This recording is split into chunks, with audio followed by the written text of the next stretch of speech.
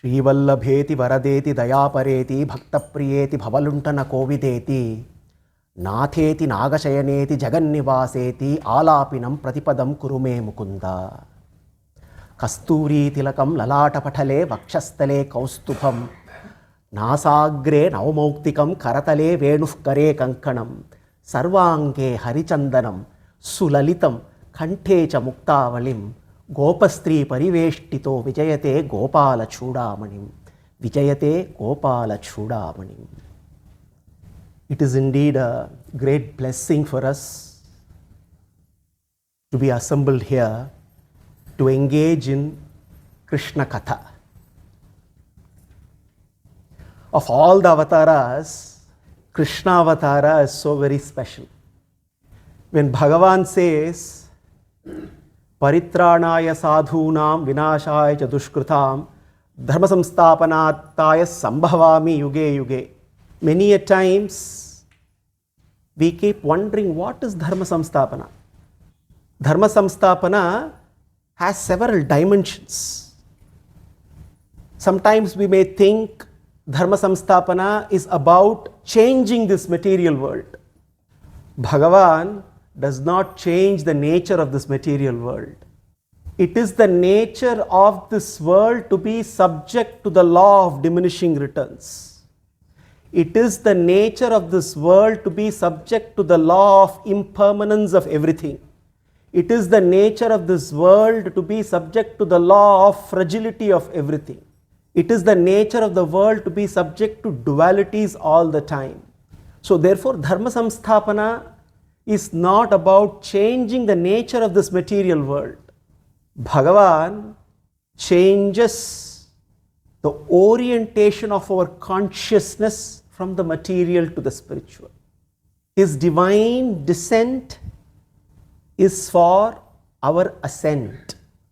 Krishna Avatara popularly celebrated as Krishna Leela. Now, when we understand Bhagavan's all attractiveness, when we understand and realize Krishna's infinite beauty, and when we are engrossed with his cheshtitas, his atimanusha cheshtitas, his wondrous deeds, his exhilarating leelas, then we are empowered to easily transcend this material world. Krishna's leelas are popularly translated as pastimes. We must understand, pastimes have nothing to do with what just happened in the past. Krishna's pastimes happened in the past, but they are eternally nectarine in the present. Krishna's Leela is his play, his divine play, rooted in unconditional love. Krishna's Leela is a revelation of truth, revelation of reality. Krishna's Leela is an awakening that brings about an awareness of the deep purpose that we all have for our lives. Krishna's Leela nurtures joy, on which based on the foundation of this joy is built our spiritual growth and journey. Krishna's Leela is an expression of Krishna's divine will. Therefore, Krishna's Leela is a play. P. Krishna's Leela is a revelation. R. Krishna's Leela is an awakening. A. Krishna's Leela is nurturing. N. Krishna's Leela is Krishna's will. K. P-R-A-N-K, prank. No wonder Krishna's pranks are very, very special when we discuss Krishna's Leelas. After all, Bhagavan renounces what is unimaginable to us. The prospect of renouncing power is so very discomforting to us. Even the so-called little power we seem to think we have, we find it very uncomfortable to renounce it. Imagine the Sarva Shaktiman, the Sarva Seshi, the Jagat Karana, the one who is omnipotent, renounces even his godhood for the sake of exchanging intimate love with all of us. Bhagavan is ready even to assume the role of a little child, a little naughty child.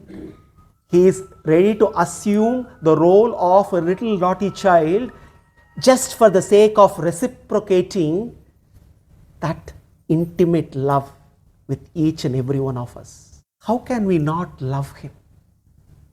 The more we realize Krishna Leelas, the greater the flooding of love for Krishna in our hearts and in our minds. Vande Brindavanacharam Vallavi Janavallabham Jayanti Sambhavam Dhama Vaijayanti Vibhushanam. The illustrious Acharya Desika beautifully begins his account on the history of the Yadavas by paying salutations to Yadava Sreshta Krishna. Vande Brindavanacharam Vallavi Janavallabham Jayanti Sambhavam Dhama Vaijayanti Vibhushanam. Salutations to Dhaman. Krishna is being referred to as Dhama, the luminary, the Bhuvana Sundara, the elixir, the exhilarating elixir, the electrifying, exhilarating elixir, the eternally electrifying, exhilarating elixir, the electrifying, exhilarating, eternally elixir who is effulgent. We can keep going on. Words are not enough for us to capture the immense beauty of the Bhuvana Sundara, the luminary. Salutations to that luminary, that Krishna, Hey Gopala, Vande, who happens to wander around Brindavana. Brindavanacharam Vallavi Janavallabham, who is the beloved of the Gopikas. Jayanti Sambhavam, whose advent is on this auspicious day of Sri Jayanti. Vaijayanti Vibhushanam. No, Jayanti. No, Krishna's advent is celebrated as Jayanti because this avatara is very special. Jayanti. What is Jayanti? Why it is Sri Jayanti? Janmashtami is popularly called for Krishna Janana, but if we look at our Shastras, the Vaidikas adore this day as Sri Jayanti. Jayanti is that sacred day. Shravana Bahulashtami comes together with Rohini Nakshatra. When this divine occurrence happens, that divine sacred day, when Bhagavan chose to descend, that is celebrated as Jayanti. And when we celebrate the sacred day, it is Jayanti. It gives us victory over samsara. That is why it is Sri Jayanti. Now, interestingly, if you see this Mangala Shloka, there are 4 adjectives for Dhaman Krishna. What are the 4 adjectives? Vande, salutations to Dhaman, who is glorified through 4 adjectives. Brindavanacharam, Vallavi Janavallabham, Jayanti Sambhavam, 4 Vaijayanti Vibhushanam. These are the 4 adjectives that qualify Dhaman, the glorious Krishna, the luminary, the Bhuvana Sundara. But interestingly, Jayanti Sambhavam happens to be the 3rd, not the 1st. Interestingly, the other adjectives come ahead of Jayanti Sambhavam. Jayanti Sambhavam marks the advent of Bhagavan. Only after his advent he can wander around Vrindavana. Only after his advent he can become Gopi Vallabha. But then why Jayanti Sambhavam comes after? It is because Bhagavan's sankalpa to wander around Vrindavana in order to woo the gopikas took birth first. After all, he is Gopilochana Chatakambudamanihi Saundarya Mudramanihi.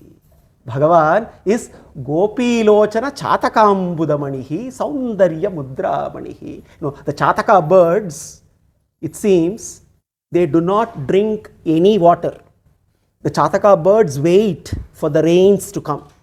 If there are rains, then they quench their thirst to the rainwater. And if there are no rains, they are even ready to die. The eyes of Gopikas are like the Chataka birds, always on the lookout for Krishna. Without Krishna, there is no life. And therefore, he is Gopilochana Chatakambudamanihi. He is that gem who comes in the form of rains, quenching that divine thirst of the Gopikas. Bhaktapaya Bhujangagarudamanihi, Trailokya Rakshamanihi, Gopilochana Chatakambudamanihi, Saundarya Mudramanihi, Yahakanta Mani Rukmini, Ganakucha Dvandvaika Chudamanihi, Sheyodeva Shikamanihi, Dishatuno Gopala Chudamanihi. Our Gopala Chudamani took the sankalpa. His sankalpa was to reach out to the Gopikas who have been waiting for him, and he was not unable to also wait. Therefore, the sankalpa of wandering in the Vrindavana to woo the Gopikas took birth before his Janana. Therefore, Jayanti Vallabha comes third. Vrindavande Vrindavanacharam Vallavi Janavallabham. Jayanti Sambhavam Dhama. Vaijayanti Vibhushanam. Vande Vrindavanacharam. Vrindavanacharam. How blessed is Vraja. The land of Vraja is as sacred as Vaikuntha. The land of Vraja is so very sacred that everywhere we can see the divine footprints of Krishna. He wandered all over so very freely. The word charam means wandering, but Krishna's wandering is not like our wandering. When we say wandering, it is aimless. Krishna is wandering and pondering always. And who is in his mind? The Gopikas, his bhaktas. Therefore, Vrindavanacharam, where it is full of cows and calves, and Krishna is Gopala, the protector of the cows, protector of the calves. The protector of the gopis and the gopikas is constantly going around tirelessly everywhere, with or without Mother Yashoda's permission. And therefore, this demonstrates his Vatsalya, the guna of Vatsalya.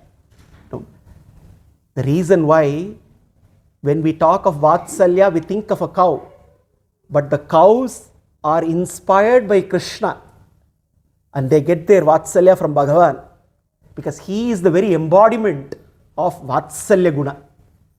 Therefore, Vande Vrindavanacharam, Vallavi Jana Vallabham.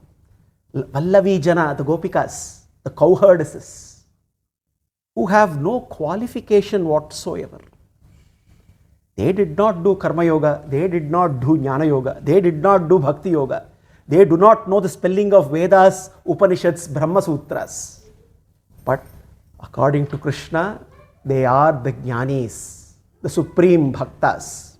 Vande Vrindavanacharam Vallavi Jana Vallabham. Vallavi Jana Vallabham. Vallavi Jana are the Gopikas, the cowherdesses, who have only one qualification. They have no other qualification. The one qualification is their unconditional, undivided, unswavering love for Krishna. And he is their Vallabha, their beloved. Now, this demonstrates Krishna's guna of Saushilya. Without any discrimination whatsoever, Krishna mixed with the Gopas and the Gopis. His Saushilya guna of freely mixing with one and all, reciprocating love, is what his Saushilya guna stands for. Therefore, Vande Vallavi Janavallabham. Jayanti Sambhavam Dhama. Jayanti Sambhavam, the one who was born, whose advent happened, who appeared on that auspicious day of Sri Jayanti, when Rohini Nakshatra comes together with the Ashtami Tithi, Shravana Bahulashtami. That's the sacred day. Jayanti Sambhavam Dhama Vaijayanti Vibhushanam. Jayanti Sambhavam demonstrates his guna of Saulabhya. Bhagavan, instead of staying all the time in Vaikuntha, decides to descend and make himself available to us. That is his Saulabhya guna. Instead of we going around searching for him, he comes searching for us. This is his unique guna of Saulabhya, making himself accessible to one and all. Vatsalya, Saushilya, Saulabhya. And there is one more important guna of Bhagavan, which is demonstrated by he being Vaijayanti Vibhushanam. Vaijayanti Vibhushanam. The moment we visualize Krishna, we can also visualize the beautiful Vaijayanti Vanamala. Vaijayanti Mala is made out of 5 precious gems. Parashara in the Vishnu Purana talks about how the Vaijayanti Mala represents the Panchabhutas. In the Astra Bhushana Adhyaya, he explains how every Bhushana of Bhagavan denotes something, and the Vaijayanti Mala denotes the Panchabhutas.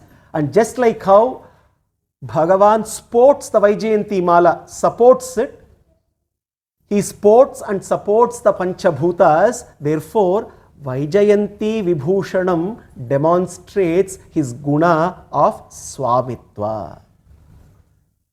So through this Mangala Shloka, we get to understand 4 important gunas of Krishna.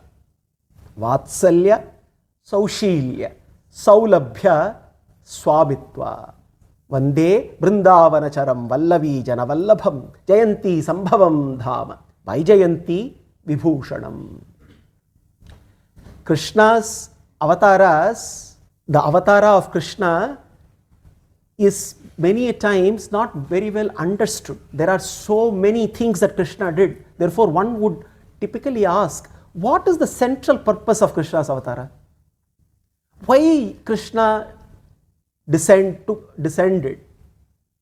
What was the mission of this avatara? One can then answer saying, eliminating Kamsa, Kamsavada. Possibly Krishna took the avatara, descended in order to slay Kamsa. If he descended for the purpose of killing Kamsa, then the immediate question that one should ask is, why the same day he then moved from Mathura to Gokula? He should have remained in Mathura. Sa Putana Shakatamarjuna Yoscha Yugma Balyochita Anyapara Cheshtita Vishpulinge Yashyalabhanta Shalabatta Mahoni Gudaha Sattam Raje Vavridishe Kila Kamsa Bhitya. The illustrious Kuresha asked this question. Sa Putana Shakatamarjuna Yoscha Yugma Balyochita Anyapara Cheshtita Vishpulinge. Hey Krishna, Kamsa sent several demons, one after the other, and you effortlessly vanquished each and every one. Each demon was like a fly, an insect flying into fire. So very effortlessly you killed Putana. So very effortlessly you pulverized Shakata. So very effortlessly you liberated the Arjuna trees. Now, if on one hand we see your valorous deeds, on the other hand, why then did you go and hide in Gokula? Were you afraid of Kamsa? Was it the fear of Kamsa that made you run to Gokula that immediately after taking birth? He asks. And then he continues. Pashyatsu surishu sada paramam padamte shevya shya sahavasan paraya vibhutya yogena yoga nirataihi parimrigyamanaha kim tvam vrajeshu navanita mahovyamushna. Pashyatsu surishu sada paramam padante. Hey Bhagavan, the Paramapada is your property. This entire created universe is your property. The Leela Vibhuti, the Nitya Vibhuti. You are Ubhaya Vibhuti Nata. Everything belongs to you. Everything that we know of belongs to you. You are the Swami. Everything is your property. You have the Nitya Suris who are constantly praying to you. And yet, you come all the way down to Bhuloka. And then you come to descend in Mathura and immediately rush to Gokula. And for what for you did all this? To steal butter? Therefore, if we see, the purpose of Krishna Avatara seems to be stealing butter. Killing Kamsa seems to be secondary. Stealing butter. And stealing butter where? In Gokula. Nowhere else. He could have stolen butter even in Mathura. Mathura also had homes where they used to churn butter. But Vrajabhumi was so very special. So, the purpose of Krishna Avatara seems to be stealing. Stealing what? Stealing butter. Stealing butter where? Stealing butter in Gokula. Why did Krishna do? Not only he stole butter, it seems Krishna was so very proud of stealing butter that whenever he ran around, whenever he went and stole butter, he used to come out victoriously with the marks of butter all over his body and the face, smearing butter all over so that everybody knew that he was the one who stole the butter. Why will a thief would want to get caught? Hey Krishna, why? Why do you do this? No. Incidentally, in Gokula, all the gopikas, they churn butter, no doubt. While they are churning the milk and the curds for the sake of butter, they also were churning their milk-like minds. And in the process of churning their milk-like minds, they were also churning out all the impurities of the mind so that the butter-like Krishna Trishna can emerge. The love for Krishna can emerge. And when that butter emerges, Krishna jumps to steal. Therefore, yes, Krishna descended in order to steal. Krishna descended to steal butter. Krishna descended to steal butter from the gopikas. He descended to steal the butter of love, steal their hearts and their minds. And in that process, he was proud that he was stealing. He was encouraging people to catch him so that they can do more, create more butter, he can steal more. And this was going on and on and on. And also, this poor cohortes in Vrajabhumi, all these gopikas, their lives revolved around only one thing. All that they knew was milk, curd, butter. Their life revolved around this. Now what did Krishna do? He went and started stealing butter and he became a talking point. The gopikas started to talk only about Krishna, how he stole, and in that process, their lives started to revolve around Krishna. This is what he wanted. He was preparing the gopikas right from his infanthood for the Rasa Krida. He was preparing them, he was kindling the love in their hearts, the bhakti in their hearts, so that constantly engaged in Krishna Dhyana, from butter Dhyana to butter Chod Dhyana. He transformed, he was preparing them, and in that process, he was proud to be called Navanita Chora. He was so very proud, and no wonder there was abundance of milk, abundance of curd, abundance of butter everywhere on Vrajabhumi, because everybody, while they were churning the milk, churning the curds to make butter, they were churning their minds, and Krishna was there in their minds, occupying their hearts and the minds, and therefore abundance of milk, abundance of butter, abundance of Krishna Trishna, abundance of love and longing for Krishna. That's why Vrajabhumi became so very special. And Krishna also ensured that he always kept his stealing in suspense. Every day in the morning in Vraja, people started talking, whose house will Krishna visit today? Will I get stolen or will you get stolen? There was competition. It became such a thing. Every day people were only, all the Gopika was talking about, who will Krishna choose? Will I be the chosen one? Nayamatma pravachanena labhyaha na medhaya na bahuna shrutena yame vaishavrinate tena labhyaha tasya isha atma vivrinate tanugum swam. The Upanishads beautifully declare, whatever we do, we can engage in a lifelong study of the Vedas. We can dedicate our lives to yagas and yajnas. We can do charity. We can do all kinds of yogas, including Ashtanga yoga. But ultimately, for moksha, the only prerequisite is we have to be chosen. None of our efforts finally count. The Upanishad say, Nayamatma pravachanena labhyaha na medhaya na bahuna shrutena yame vaishavrinate tena labhyaha tasyaisha atma vivrinate tanugum swam. Bhagavan chooses his bhakta. It is his choice ultimately that counts. And this lofty truth is revealed by a very simple Gopika. We don't need to try to do analysis paralysis of the Upanishads to understand this fundamental truth. All that we need is to just relish the Gopika Charitra for us to understand this profound truth. This is what Uddhava realized. The great Uddhava thought he will come and teach the Gopikas, give them some jnana. The moment he set his foot on Vraja and saw Krishna's footmarks all over, a transformation came, and the moment he saw Gopikas, Uddhava fell flat on the ground, prostrating the Gopikas, because he knew they were the very embodiments of Krishna Bhakti. Krishna chose the Gopikas. So immediately the question that we all have is, how can we be the chosen ones? What we are going to do today is to relish some of Krishna's choices. Whom did Krishna choose? Of course, Krishna chose a lot of people. We know he chose Arjuna.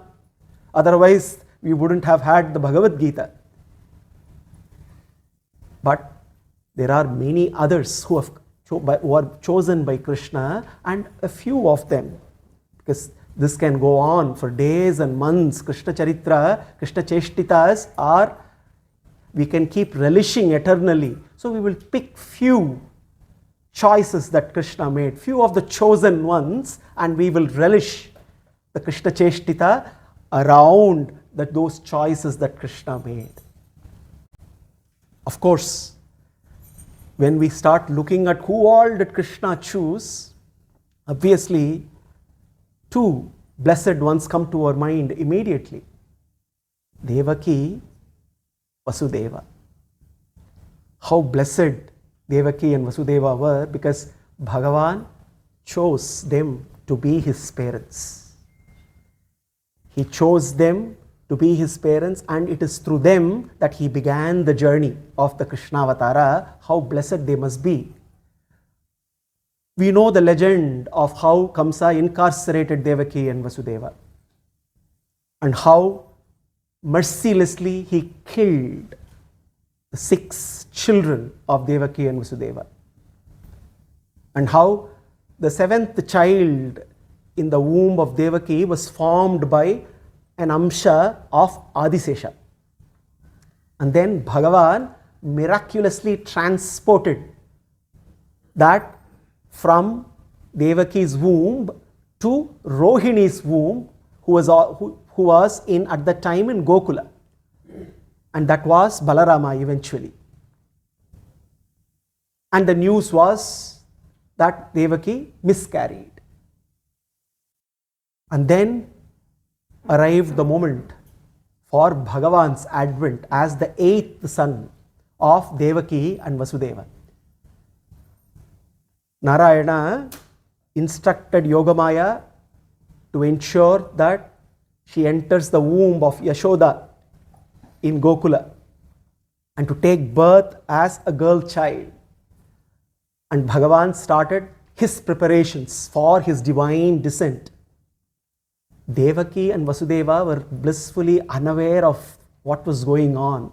The orchestration that was being done by Bhagavan, they were completely unaware of what was going on.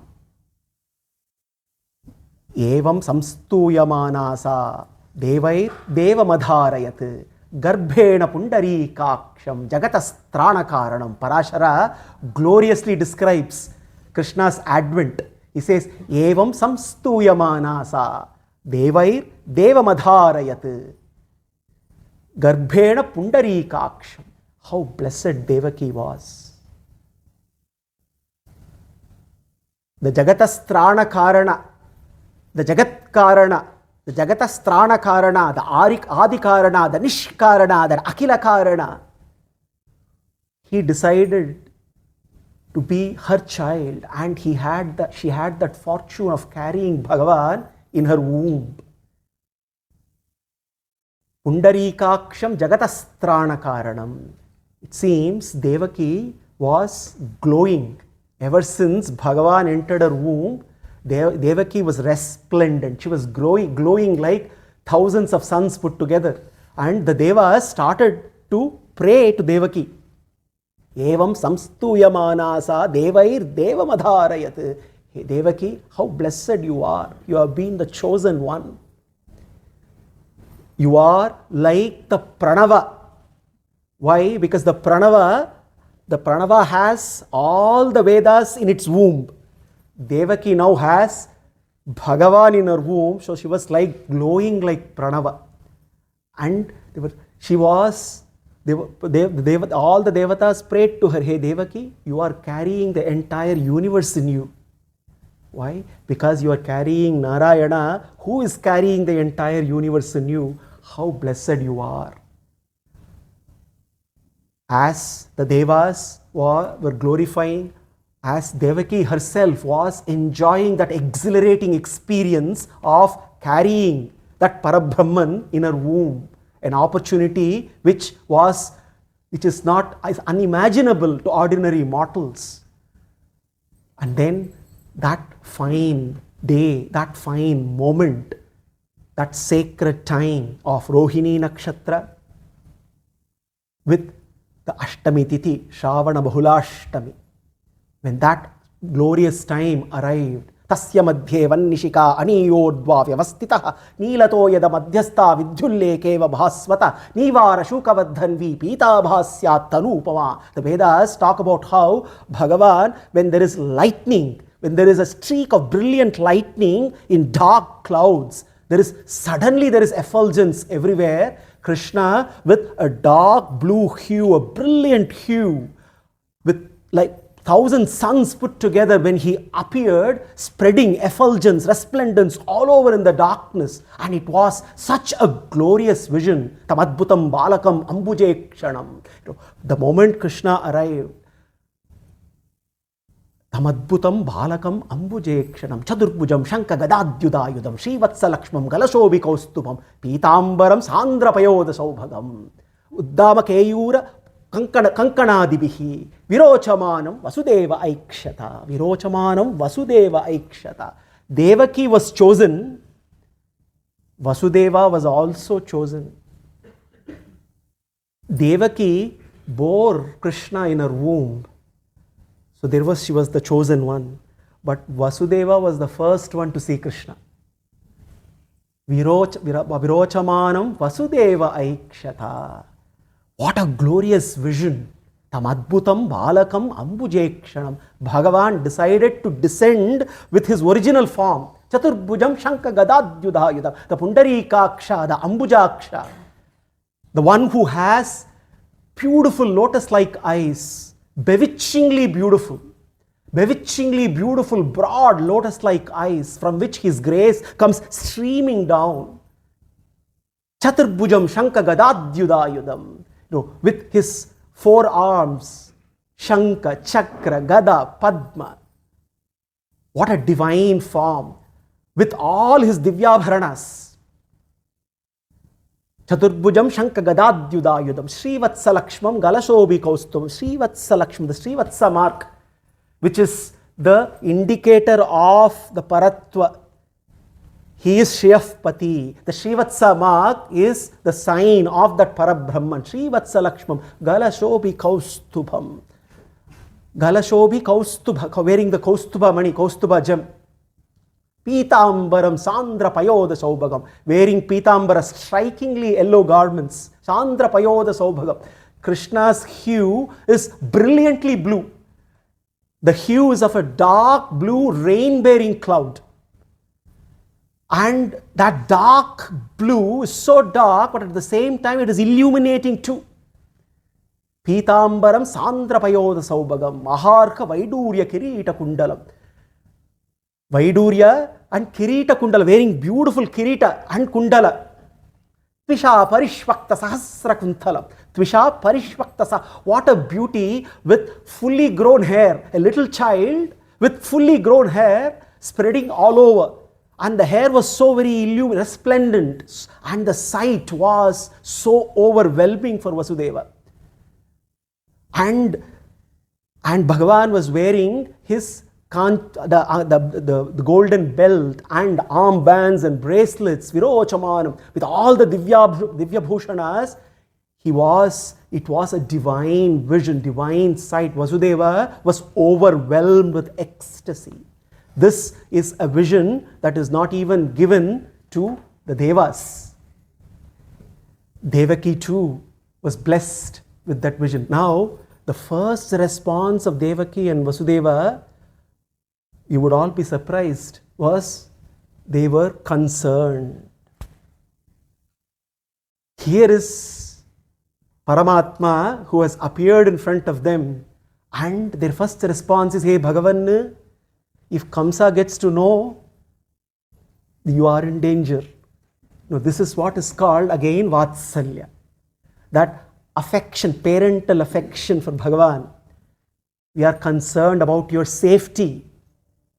This is not the way you should be here. The moment they see you like this, you will be in danger. Therefore, please do not assume your original form. Krishna, from there onwards, we all think only Rama as Pitruvakya Paripalana is known for. Krishna also is known for that. Then and there, he decided to accede to Vasudeva's and Devaki's request, and he assumed the form of a normal child. We see how Krishna chooses Devaki. He chooses Vasudeva. Krishna also chose Gokula over Mathura, because he knows that his bhaktas are waiting there and he cannot spend more time in Mathura. So therefore he had to orchestrate getting transported the same night. Bhagavan cannot wait even for a moment to see his bhaktas. We all think, we are all longing to see him, but the reality is his longing is more.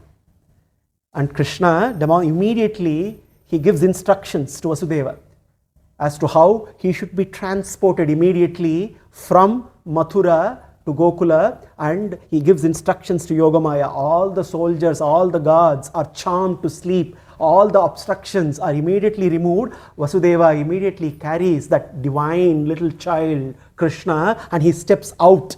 The moment he steps out, the skies are overjoyed and they express their joy with divine pouring. There is a heavy rainfall. The skies are jubilant and there is thunder, adding music and celebration as Vasudeva is carrying Krishna. Obviously, Adisesha cannot stay without doing Kainkarya. Immediately, Adisesha jumps in, spreading its hoods. It becomes an umbrella. What a glorious sight. Vasudeva walking with little Krishna, protected by Adisesha in those rains. And as he reaches Yamuna, again we see how Krishna makes an important choice. He chooses Yamuna. What is Yamuna being chosen here? The moment Yamuna sees Krishna, Yamuna is jubilant and starts to roar with joy. Yamuna is looking at Krishna. Yamuna is seeing Krishna for the first time and it expresses its joy. The waves rise in Yamuna and Yamuna is longing to touch Krishna's feet. Bhagavan accedes, chooses Yamuna and allows Yamuna to touch his divine lotus feet. Yamuna rises and touches Bhagavan's feet, and immediately it parts way. Miraculously, Vasudeva sees Yamuna parting ways. Ganga, no doubt, had the great fortune of being Sripada Tirtha. During Vamana Avatara, Ganga had that holy association. Yamuna too had that holy association with Krishna's Sripada. So Yamuna too is Krishna Pada Tirtha. And as Yamuna parted ways, Vasudeva rushed to Gokula, and then he went and switched the infants. The baby girl born to Yashoda, the Yogamaya, with Krishna, as Yashoda was blissfully sleeping, unaware of what was going on. And then Yogamaya was shifted to Mathura. We see here that Krishna chooses Gokula, Krishna chooses Yamuna. We know the rest, what happened in Mathura. Continuing with Krishna's choices, Krishna also chooses Nandagopa. Now, Nandagopa obviously is possibly more blessed than even Vasudeva. Krishna was born to Devaki and Vasudeva, but all his cheshtitas only happened in Vraja. Unfortunately, Devaki and Vasudeva could not really relish those Krishna cheshtitas. Therefore, Nandagopa is very, very blessed. But the greatest blessing for Nandagopa is that he was given the unique opportunity to give a nama to Bhagavan. The one who has thousands of namas gives the opportunity to Nanda, hey Nanda, give me a name. What other blessing that one can ask for? As Krishna becomes their darling, Nanda has a visitor, Garga Muni. Again, Garga Muni is the priest of the Yadavas. Garga Muni is the priest, official priest. All the samskaras for the Yadavas are done by Garga. So Garga walks in. So immediately Nanda takes an opportunity and requests, hey Garga, you are the right one. I can see the child here. He's not an ordinary child, he's an extraordinary child. Therefore, you only have to do the Namakarana. Garga immediately says, if I end up doing Namakarana, the news will spread and Kamsa will get to know that there is an extraordinary child in Gokula, and he will put 1 plus 1 together, and he may then conclude that this has to be the 8th child of Devaki, and he will start attacking. So therefore, let us not take that risk. But Nanda persists. Nanda says, let us do it in a secretive mode. Let us organize this in my cowshed. So Krishna's and Balarama's Namakarana happens in the cowshed without anybody being called. And the sacred rite, ritual of Namakarana happens by Garga. He names the elder one Balarama, Rama, the one who brings delight to one and all. And then he names Bhagavan's avatara as Krishna. Krishna, because the one who has a dark blue rain-bearing cloud-like hue. Krishna, because he is all attractive. He is like a magnet who attracts everyone. The Akarshana Shakti is unimaginable. Therefore, he has to be Krishna. Sometimes some people ask this, is it even possible for someone to have a dark blue hue, dark blue complexion? Bhishma realized that. Immediately in Vishnu Sahasranama, he says, Agrahya Shashvata Krishno Lohitakshaha, he says. Celebrating Krishna Avatara, he weaves the namas. Agrahya Shashvata Krishnaha Lohitakshaha, he says. Krishnaha, Bhagavan's nama is Krishnaha. Why he is Krishnaha? Because he has a dark blue complexion, that of a rain-bearing cloud. Now, if somebody starts to analyze that, Bhishma immediately stops, saying, don't analyze. Agrahyaha. He is agrahyaha. He is beyond your senses. He is beyond your intellect. You cannot comprehend him. Don't try to analyze and intellectualize to realize Bhagavan. You can only realize Bhagavan not with your eyes, but with the eyes of faith. And therefore he says, Agrahya Shashvata Krishna. He is Shashvata Krishna. He is attractive, he is all attractive, he is ever attractive, he is eternally attractive. Therefore, Agrahya Shashvata Krishna Lohitakshaha. So therefore, Garga Muni names Bhagavan as Krishna in this avatara. Nanda is thrilled. What a blessed opportunity for Nanda to give Nama to the one who has 1,000 Namas. But then the one who is very, very special and specially chosen by Krishna, I don't think we need to really think too much about it. It has to be none other than Yashoda Maya. Devaki is blessed, no doubt, because she carried Krishna in her womb. But then it is Yashoda Maya who carried Krishna in her heart and her mind. And therefore, Yashoda is so very special. And Krishna chose Yashoda. Bhagavan is great, no doubt. He is the supreme. At the same time, he is also sweet. This is the beauty. He is great and sweet at the same time. Not everyone who is great can be sweet. Not everyone who is sweet can be great. Only Bhagavan can be both together. His greatness evokes submission. The moment we realize his greatness, we surrender to him. His sweetness evokes affection. His greatness instills reverence and respect. His sweetness evokes love and longing. And in many bhaktas, like Yashoda, in the case of Yashoda, the awareness of Bhagavan's greatness is eclipsed by her absorption in his sweetness. She is so very absorbed in the sweetness of Krishna that the awareness of greatness is completely eclipsed, to such an extent that from time to time Bhagavan also tried to remind her of his greatness. Why Yashoda is very, very special? It's also because possibly we do not know this.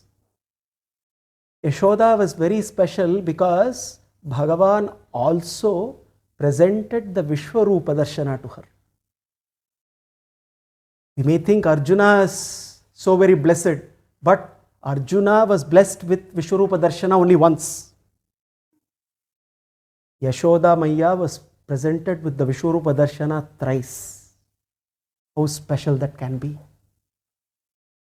One incident that we know when he presented the Vishwarupa Darshana to her, the very famous one where Krishna was playing on the banks of Yamuna and he was blissfully tasting mud, and immediately he was dragged by the rest of the Gopas, and Yashoda Maya immediately questioned him, and when he opened his mouth, lo and behold, the entire universe was there. And she was overwhelmed in ecstasy. But then there were two other occasions. Yashoda Maya was feeding Krishna, the little Krishna who was lying on her lap. What a blessing to have Krishna on her lap. And she was lost in the beauty of Krishna. As Krishna was having his milk, Yashoda Maya was immersed. Krishna was happily drinking milk. And Yashoda was immersed in the beauty. Looking at Krishna, touching him, feeling him, she was immersed in that, that Bhuvana Sundara was lying on her lap and she was immersed in his beauty, and Krishna, satisfied with his milk, yawns, a big yawn of a small mouth. But inside that small mouth and a big yawn is the entire Brahmanda. For a moment, Yashoda Maya was shocked to see the realization that she is carrying the Brahmanda on her lap. For a moment, she was overwhelmed with horripilations all over her body. How blessed Yashoda Maya was. There was another occasion similar to the popular Damodar Leela, where Krishna, the prankster, is running around and Yashoda Maya catches and starts to tie him. And then Krishna wants to distract his mother and opens his mouth. Krishna, the prankster, will do everything and anything, and he opens her mouth, and there, lo and behold, Vishwarupa of Bhagavan. Yashoda Maya was repeatedly chosen by Krishna. What more can one ask for? But then it is not this 3 times Vishwarupa that is even special. There is something even more special that Krishna did for Yashoda. Avirbhavata anibhruthabharanam purastat akunchiteika charanam nibhrutanyapādam dadnānimanta mukharena nibaddhathalam natasya nandabhavanena navanita natyam. The illustrious Acharya Desika beautifully describes the Navanita Natya. Yashoda was so very blessed. Navanita Natya. So this is special Natya which Krishna only found. This branch of Natya nobody can do. Navanita Natya. Navanita means butter. Natasya Nandabhavane Navanita Natya. It seems Krishna, whenever he wanted not just butter, additional butter, Krishna was being given. There was an abundant supply, but Krishna always wanted, and you know what he did? He used to dance in front of Yashoda and make her happy so that she can give more and more. And of course, Yashoda, looking at Krishna dance, the Bhuvana Sundara dancing in front, Avirbhavata Vinibhrita Abharanam Purastat, Akunchiteika Charanam Nibhritaanyapadam. Nibhritaanyapadam with one pada firmly on the ground. Akunchitaika charanam, the other leg, it seems, Krishna, the way he starts the dance, one leg firmly on the ground, the other leg slightly raised, gently bent. That bending of that one leg and standing firm itself is enough to melt Yashoda then and there. And then it seems Krishna starts to move the other leg so very well. And where is the thala for this? Dadnānimanta mukharena nibaddhatalam. The churning of the curds, immediately Yashoda starts to churn, and that became the thala for the Navanita Natyam. Avirbhavata nibhrtanya abharanat. It seems all the Divyabharanas decided, all the Divyabharanas that Krishna was wearing. It seems the Divya Bhushanas were very worried during Rama Avatara. Bhagavan decided for 14 years he will do away with all his abharanas. Set them aside. He only had Divya Ayudha, Sharanga in his hand. So all the Divya Bhushanas felt that Bhagavan is very partial to them during Rama Avatara. How can you leave us behind and only take contest between Divya Bharanas and Divya Bhushanas? And Rama Avatara, the Divya Bhushanas lost. Krishna Avatara, they knew that Bhagavan is Bhuvana Sundara. He likes to decorate himself very nicely. Every time Krishna, before walking out, nicely gets his hairdo done, nicely wears everything, armbands, bracelets, golden belt, the peacock feather, everything, because he knows he's going out there to woo all the gopikas. He needs to be properly dressed. So the Divya Bhushanas, they know, they are secure that he will not abandon them. Here now, Krishna is dancing Navanita Natyam. And all the abharanas, it seems, were started to rejoice and violently move all over the place. They were also dancing to the tune of the thala. And Krishna with the Divyabharanas dancing in front of Yashoda. Natyasya Nandabhavane Navanita Natyam. Nandabhavana, the Bhavana of Nanda became Anandabhavana. Anando brahmeti vyajanat anandadyeva kalvimani bhutani jayante anandena prasanti abhishanvishanti. Everything comes from Ananda, everything goes back to Ananda. Vraja Bhumi is Anandamaya because the very embodiment of Ananda is engaged in Navanita Natya. How blessed Yashoda is to witness that very, very special dance. Yashoda Maya is thinking that Krishna is dancing for her. She did not realize he was doing his rehearsals for the Rasa Krida which will come later. But anyway, she also had her part of relishing this dance. But Yashoda was given a very special status by Bhagavan. A very special status where Bhagavan, the Niyanta, the one who controls everything, he decides, he chooses to get controlled and bound by Yashoda. The Damodara Leela, where Yashoda binds Krishna. Dhamna udarabhaddhaiti dhamodaraha. The one who gets bound by the rope by Yashoda, he is Damodara. The one who has all the worlds, the entire universe in his Udara is also Damodara. Yashoda has that unique opportunity where, in order to control this prankster Krishna, she decides to tie him, and Krishna decides to become bound by Yashoda. So therefore, we see how Yashoda has a very, very special place, and Krishna not only chooses Yashoda as a special bhakta, she gives us so many very special privileges. Let's look at another chosen one. Now you may be shocked when I say this. Krishna also chose somebody else who also is special. Kaliya. Kaliya is also the chosen one. Kaliya is the chosen one. Why? We need to understand the Kaliya Leela. We all know the legend of Kaliya. Kaliya was this multi-hooded poisonous snake drove away by Garuda, away from Ramanaka island, and then comes to Yamuna and then occupies Yamuna completely. Occupies Yamuna and starts to poison Yamuna. And in that process, all the cows, all the calves drinking water from the Yamuna start losing their lives. So Kaliya becomes a menace. Everyone is afraid to go to Yamuna. The entire Yamuna is taken over by Kaliya. And what did Krishna decide? He decided to tame Kaliya. He decided to subdue Kaliya.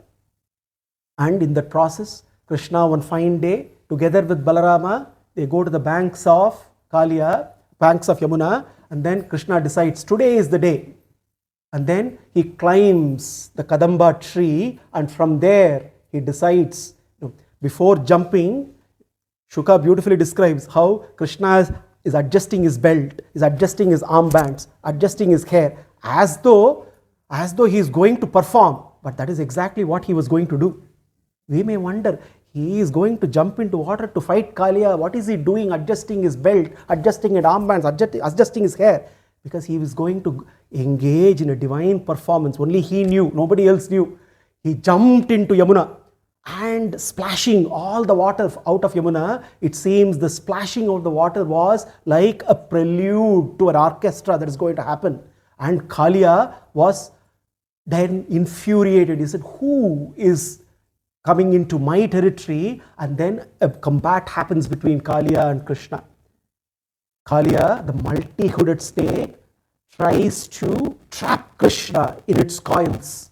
Krishna extricates from the coil and he holds Kaliya's hoods and bends Kaliya's down and puts his foot on top. Very important lesson. If one does not bow down to Krishna, one will be forced to bow down eventually. And holding Kaliya's hoods, Krishna bends the head of Kaliya and then he puts his divine feet and he climbs atop. Taduttamangam parikalpyarangam tadangam nishpannam mridanganadam prashasyamanas kritakairasashit. Deshika again describes how there is a beautiful dance performance happens. Taduttamangam parikalpyarangam taranga nishpannam mridanganadam, he says. Immediately Yamuna, it seems, was joyful, and the waves of Yamuna became the mridangathala for the natya of Krishna. Taranga nishpanna mridanganadam prashasyamanaha tritakairasashit avyahatam arapatim anantaha. Krishna started to dance. Every time one hood of Kaliya rose, he would trample. He would trample. That would be his dance step. And every time the multi-hooded Kaliya, every time one hood rose, Krishna tramples. He was all over. And avyahatam arapatim anantaha. All of a sudden it was not one Krishna, it was innumerable Krishnas dancing, and the reflection of Krishna and Yamuna, for those who were seeing, it was a vision that was so glorious. the Natya that was happening there was so very overwhelming that everyone around were awestruck. They were not understanding what was going on. Every time that Krishna was trampling on Kaliya, poison was oozing out of Kaliya. Poison was oozing. Eventually, all the poison came out, and blood started to oozing, and with all the poison gone, Kaliya began to realize who he is, who Krishna is. No, until the poison was there, Kaliya was proud, Kaliya was arrogant, was egoistic. With all the poison gone, taken away, Kaliya realizes. Kaliya represents the ego in us, and the multiple hoods of Kaliya are the various innumerable selfish desires. Krishna, by trampling Kaliya on top of Kaliya, he chooses Kaliya to put his divine feet. Again, something which is not experienced by many, and therefore Kaliya is so very blessed to have Krishna dance on its hoods with Krishna's divine feet, the imprints of Krishna's divine feet on the multiple hoods of Kaliya. Kaliya surrendered to Krishna eventually. The question that we all have to ask ourselves is why Krishna chose Kaliya. Krishna chose Kaliya in order to drive home a very important message to all of us. Krishna chooses one and all. He is impartial. He chooses a Yashoda, he also chooses a Kaliya. We are all Kaliyas. We may wonder, are we? Who is a Kaliya? A Kaliya is one who is egotistic. Who is a Kaliya? A Kaliya is one who is greedy. Who is a Kaliya? A Kaliya is one who poisons the system around. Who is a Kaliya? A Kaliya is one who has a disease called spiritual amnesia, who has forgotten one's identity, who has forgotten that Krishna is the Swami, we are all his dasas. Now, when we list all of this that characterizes Kaliya, it becomes clear that we are not too much different from Kaliya. Now, the assurance for us is that if Krishna has chosen Kaliya, he will also choose us. So we don't need to be too much worried. He has chosen Kaliya. And when he tramples on us too, with the poison that keeps going out, slowly and steadily, we also will recognize the Swamitva, the Kalyana Guna of Swamitva. Krishna is the Swami. He is the master. Now, until and unless the poison stays within, one cannot identify this. We may ask, does Krishna trample? No, we need to recognize the misery and the mortality in life are all Krishna's tramplings. Every time we undergo pain, we have to look at pain as Krishna trampling. Now, when we look at it that way, even that trampling will not be painful. Dalitam maduram, phalitam maduram, madhuradipate akilam maduram. Gavo madurah, gopa madurah, srishtim madurah, dalitam madurah, phalitam madurah, nayanam madurah, vachanam madurah, madhuradipate akilam. Even his dalitam is maduram. What is dalitam? Dalitam is trampling. If somebody tramples on it, how can it be maduram? We will cry, we will shriek with pain. But every time we are experiencing pain, it possibly is Krishna gently setting his foot on our head and reminding us of the Kaliya within. Many times when we suffer, we immediately conclude, yes, there is this law of karma that is working. And what is the law of karma that we all know very well? Is suffering is a pain is a sure consequence of a wrongdoing. Pain is like a punishment according to the law of karma. Now, is it true or is it false? it is partially true. It is not a complete statement. When we say pain is a punishment due to our past karma, governed by the law of karma, it is only partially right. Why? Because by reducing pain to punishment, we are reflecting poorly on the depth and breadth of Krishna's purpose for us. Krishna is a judge, no doubt, is a karma paladata. And who is a karma paladata? Like a judge, he ensures that every deed is paired with an appropriate consequence. Every cause and consequence are appropriately paired. Every wrong deed is paired with an appropriate consequence in terms of pain, no doubt. That's what a judge does. But Krishna is much more than just a judge. He is also a benevolent benefactor. He is invested in our well-being, in our welfare. Krishna's love for us is so very unconditional that even when we do wrong deeds, he is always wanting to give us opportunities to reform. He knows that our wrong deeds are because of our disease called spiritual amnesia. Therefore, he is the cure. Every pain is a pointer. Every pain is a pointer to our spiritual amnesia, and it is essentially to push every misery in this material world is to push our consciousness from the material to the spiritual. Therefore, Krishna, when we say Krishna will he trample, his Dalita is a medicine. Some medicines are sweet medicines.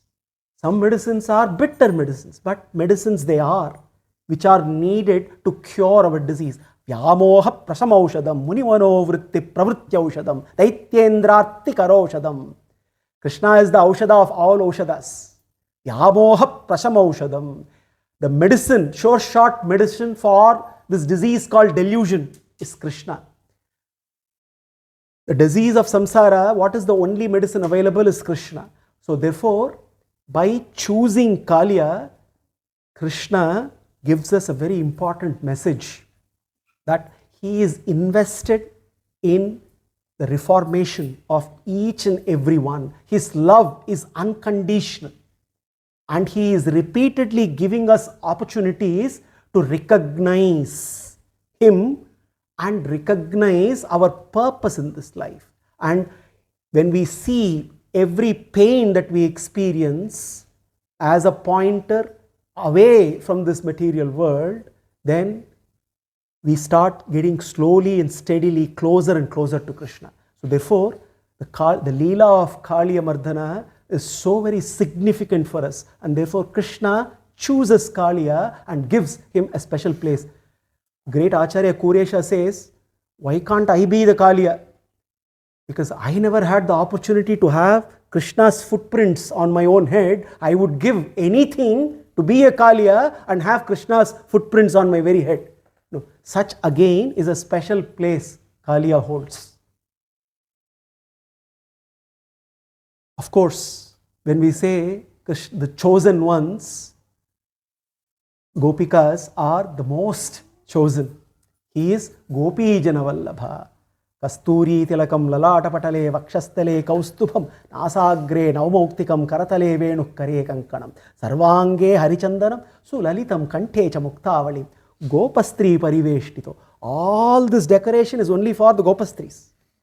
Krishna Alankara Priya is decorating himself for the Rasa Krida.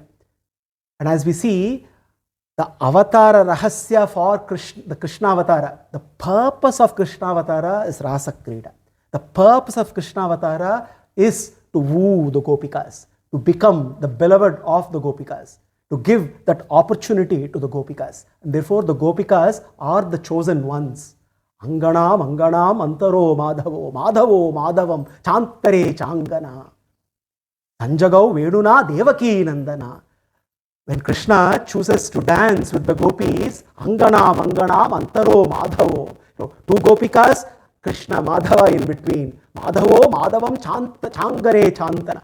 Between two Madhavas, a Gopika in one circle, and multiplying himself, Krishna ensured that every Gopika was made to feel so very special that they were dancing with Krishna. And in the center, Krishna was there playing his flute, the melodious flute that when he played, when Krishna decided to call the Gopikas for Rasa Krida and Vrindavana on the banks of Yamuna, he would pick his flute, go to the banks of Yamuna and start playing. The mellifluous music would attract the entire Vrajabhumi, and it seems the Gopikas would drop everything. They would drop everything and run out of their homes. That mellifluous music of Krishna was enough. That was a signal that Krishna is calling them.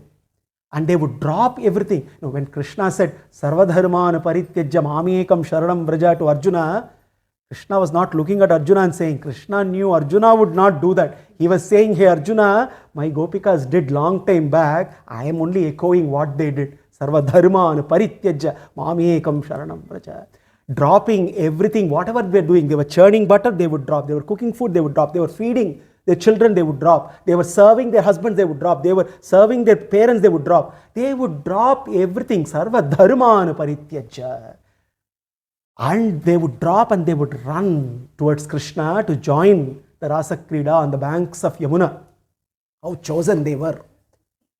But then amongst all these chosen Gopikas was the most chosen one. There was this Gopika, the moment she heard this Venunatha, Krishna started playing his flute. The mellifluous music was wafting to the airs of Vrindavana.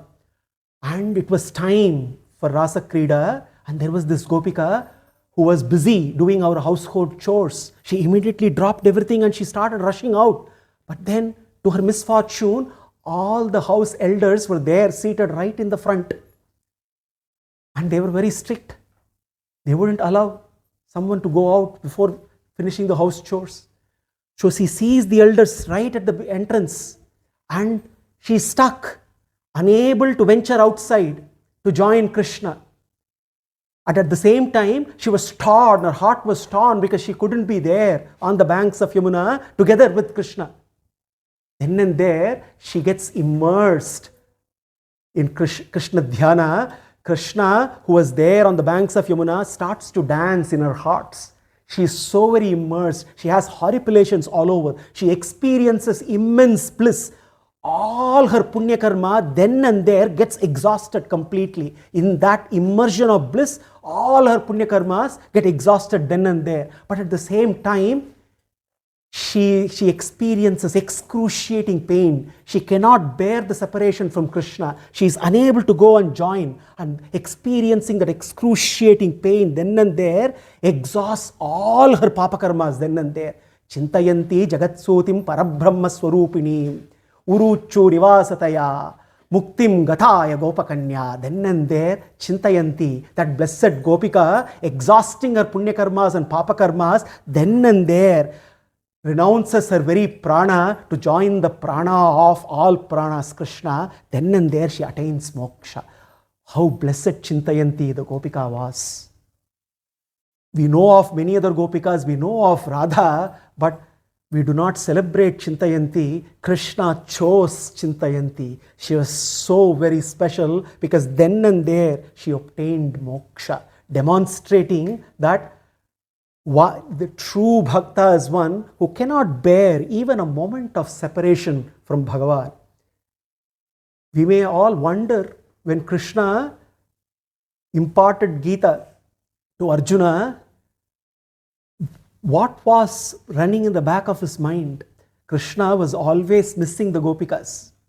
And therefore, even when he was imparting Gita to Arjuna, every time he was giving a message to Arjuna, he was always reminded of the Gopikas. He was reminded of the Chintayanti.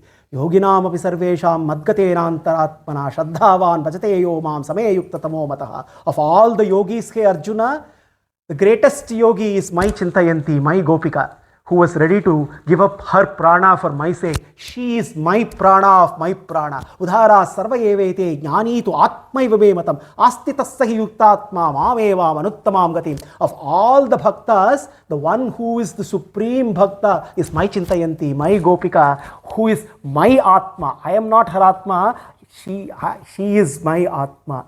She is my support. She is the one who controls me. I am dedicated to her. And when he says sarvadharman parityajya mamekam sharanam vraja aham tva sarvapapebhyo mokshayishyami ma suchaha, this is exactly what happened to Chintayanti, who, when she did parityajya of sarvadharman, Krishna ensured that mukti is given to her. Then right there, what else can one ask for? What a supreme example of Krishna Bhakti. We must be inspired by the Gopikas of Vraja. We must be inspired by Chintayanti of Vraja. We must be inspired by Krishna's Cheshtitas, which are meant not just to amuse us, but to give us a roadmap for our own mukti. May we take this opportunity to prostrate to each and every Gopika of Vraja. May we take the sacred dust of Vraja, which has the holy association with the lotus feet of all the Gopikas, and may we apply that sacred dust on our forehead. May the Gopikas of Vraja continue to inspire us, and may we take the sankalpa of celebrating the Rasa Krida in Vrindavana very soon. Sarvam Sri Krishna Arpanamastu. Jai Sri Krishna.